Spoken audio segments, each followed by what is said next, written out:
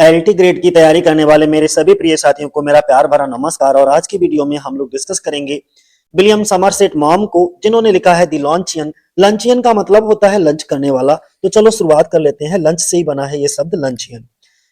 पहला क्वेश्चन है और ये जितने भी एमसीक्यूज हैं वो सभी हम सुधीर के अरोरा से डिस्कस कर रहे हैं। तो सबसे पहला एमसीक्यूज हमारा है, this writer is described bisexual and homosexual. He himself admits, I tried to persuade myself that I was 3/4 normal and that only a quarter of me was queer, whereas really it was the other way around.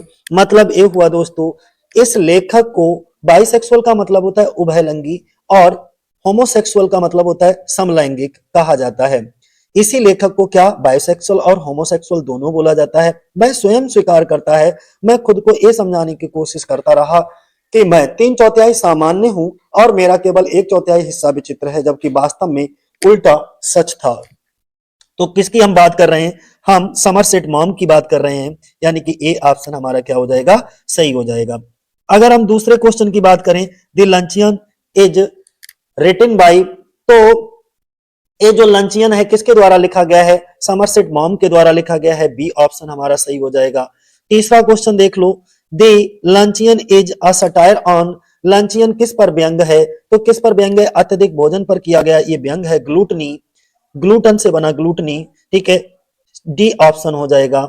और चौथे number का question है हमारा, the लंचियन offers a satirical presentation of. ये जो दी लंचियन है किस संस्कृति का व्यंग्यात्मक चित्रण प्रस्तुत करता है? तो कौन सी संस्कृति का ये व्यंग्यात्मक चित्रण प्रस्तुत करता है? तो देख लो, सैलून सोशलाइट संस्कृति का, यानी कि सैलून सोशलाइट संस्कृति कल्चर, ये ए ऑप्शन हमारा क्या हो जाएगा? सही हो जाएगा। अगला 5वें नंबर का क्वेश्चन देखो क्या कहा गया है इसमें, आई cot site at her, I caught sight of her at the play and in answer to her beckoning, I was over during the interval and sat down beside her. This is the beginning of.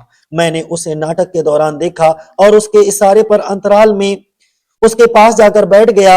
जैसे उसने इशारा किया आओ मेरे पास बैठ जाओ, तो मैं भी उसके पास जाकर के बैठ गया। ये पंक्ति किस कहानी की शुरुआत है? तो दी लंचियन, ए ऑप्शन हमारा सही हो जाएगा। 6 नंबर का क्वेश्चन क्या कहा है, टुडे सी वेट्स 21 स्टोन। आज उसका वजन 21 स्टोन है। यह पंक्ति किस कहानी की अंतिम पंक्ति है? तो द लंचियन की ये लास्ट लाइन है, ठीक है, लास्ट लाइन डी ऑप्शन हमारा सही हो जाएगा। 7वां क्वेश्चन देखो क्या है, the name of the lady in the luncheon is, यानी कि द लंचियन में महिला का नाम क्या है? तो इसमें उल्लेख नहीं किया गया उस महिला का नाम, नॉट मेंशन्ड, सी हो जाएगा। 8वां क्वेश्चन देखो क्या है, the writer lives in Paris in, जो लेखक है पेरिस में कहाँ रहता है? तो एक छोटे से अपार्टमेंट में, a tiny apartment, C option होगा हमारा। 9 नंबर का क्वेश्चन देखो क्या है, the lady lives in Luxembourg and likes to have a little luncheon. वह महिला लग्जमबर्ग में रहती है और हल्का सा लंच लेना पसंद करती है। तो कौन से होटल में? ये एट फायोट, ए ऑप्शन हो जाएगा हमारा। फायोट क्या है? एक महंगे होटल का नाम है, रेस्टोरेंट का नाम है। फायोट इज अ रेस्टोरेंट वेयर, फायोट एक ऐसा रेस्टोरेंट है, एक ऐसा रेस्तरां है जहां फ्रांसीसी सीनेटर जो है वो खाना खाने के लिए आते हैं। तो ए ऑप्शन हमारा सही हो जाएगा, the French senators go to eat, बड़े बड़े लोग। अगला 11 नंबर का क्वेश्चन देखो क्या कहा गया, how many francs have the writer in the beginning. प्रारंभ में लेखक के पास कितने फ्रैंक होते हैं? तो टोटल 80 फ्रैंक्स होते हैं, ठीक है, ए ऑप्शन हो जाएगा हमारा। 12 नंबर का क्वेश्चन क्या कहता है, कह रहा है कि the writer will meet the lady at Foyot on, लेखक महिला से फायोट में कब मिलता है? तो गुरुवार दोपहर 12:30 के टाइम पर मिलता है। गुरुवार से मतलब थर्सडे एट 12:30, बी ऑप्शन हमारा सही होगा। 13 नंबर का क्वेश्चन, द लेडी हुम ही मीट इज, यानी कि जिस महिला से वह मिलता है वह कैसी है? वो बहुत ही टॉकेटिव है। टॉकेटिव का मतलब होता है बहुत ज्यादा बातूनी है। 14 नंबर का क्वेश्चन देख लो, what is the first thing that she ask for, वह सबसे पहले क्या मंगवाती है? तो वो सबसे पहले क्या मंगवाती है? ध्यान बनाए रखना, फिश, पार्टिकुलरली सैल्मन फिश होती है उसको मंगवाती है। तो हम कह सकते हैं मछली, विशेष रूप से सैल्मन, यानी कि बी ऑप्शन हमारा सही हो जाएगा। अगला, सैल्मन इज नॉट इन अच्छा, एक चीज और है, सैल्मन किस में नहीं होता है? जो मेनू कार्ड वो देता है उस मेनू में सैल्मन मछली नहीं होती है। तो लेखक सोचता है कि मेनू कार्ड में तो सैल्मन मछली है नहीं, ये लड़की जो है सैल्मन मछली मंगा रही है, तो ये तो मिलेगी ही नहीं। तो किसमें पहले क्वेश्चन पर आते हैं हम लोग, सैल्मन किसमें नहीं होती है? तो किसमें नहीं होती है? The bill of fair. हाँ, इसी में ए ऑप्शन हमारा क्या हो जाएगा? सही हो जाएगा। जो मेनू होता है, मेनू कार्ड में कहीं पर भी सैल्मन का जिक्र नहीं होता।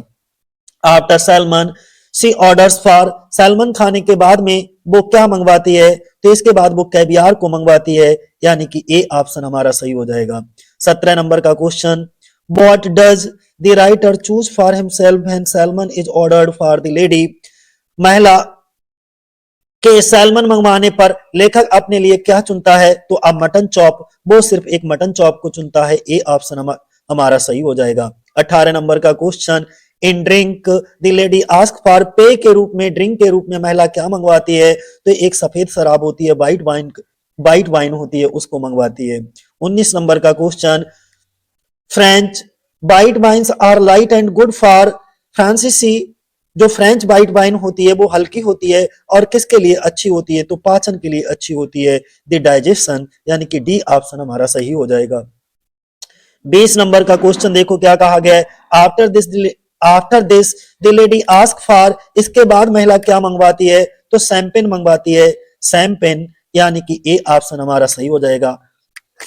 21 नंबर का क्वेश्चन देख लो, द राइटर ऑर्डर शैंपेन, लेखक जो है कितनी शैंपेन मंगवाता है?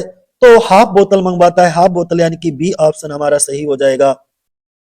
22 नंबर का क्वेश्चन क्या कहा गया, what does the writer order for himself when he order champagne for the lady? महिला के लिए शैंपेन मंगवाने पर लेखक अपने लिए क्या लेता है? तो बेचारा खाली पानी लेता है। ठीक है, अगला 23 नंबर का question, after champagne the lady ask for, champagne पीने के बाद में लेडी क्या मंगवाती है? तो एस्पैरगस, एस्पैरगस, यानी कि ए ऑप्शन हो जाएगा।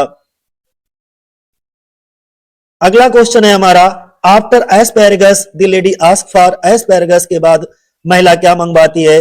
तो कॉफी एंड आइसक्रीम मंगवाती है, तो ए ऑप्शन हमारा सही हो जाएगा, कॉफी विद आइसक्रीम।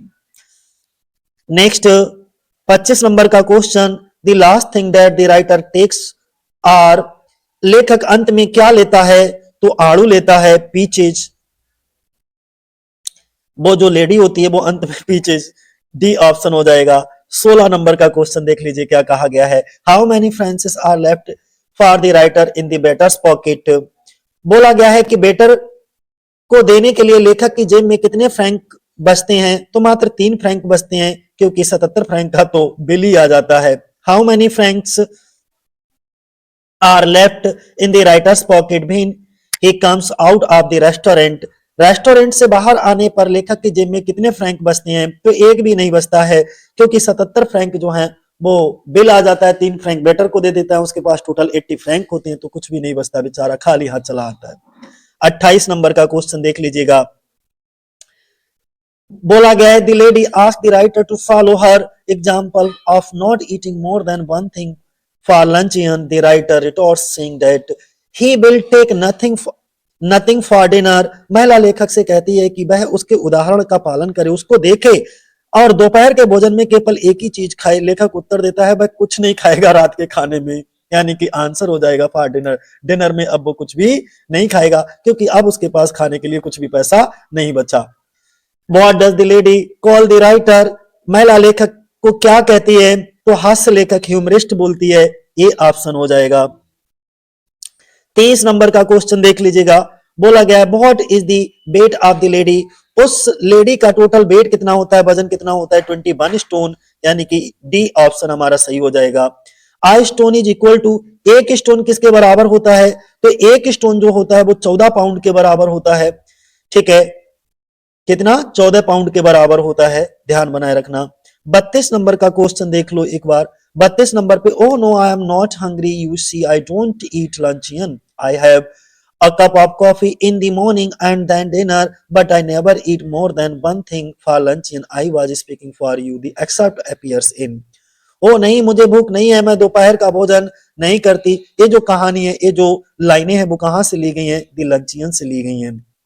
32 के बाद 33 नंबर का क्वेश्चन देख लीजिएगा, बोला गया है but when I walked out of the restaurant I had the whole month before me and not a penny in my pocket.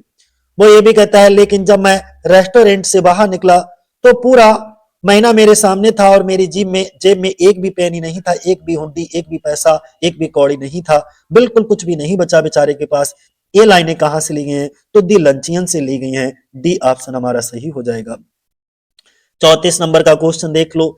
The place of birth of Somerset Maugham is, बोला गया है कि Somerset mom का जन्म स्थान क्या है? तो ब्रिटेन दूतावास पेरिस। तो हम ए ऑप्शन पर जाएंगे, embassy of UK Paris France, यानी कि ए। अगला बोला गया है Syrie Maugham is a Maugham's. Syrie Maugham जो है वो मॉम की कौन होती है? पत्नी होती है, वाइफ दिखाई जाती है। तो सी ऑप्शन हमारा सही हो जाएगा, सिरी mom.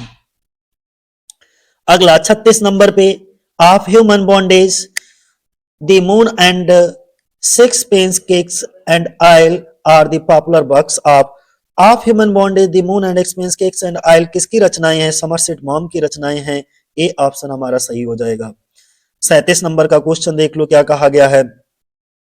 कॉस्मोपोलिटन्स the Unconquered and Encore are short story collection of.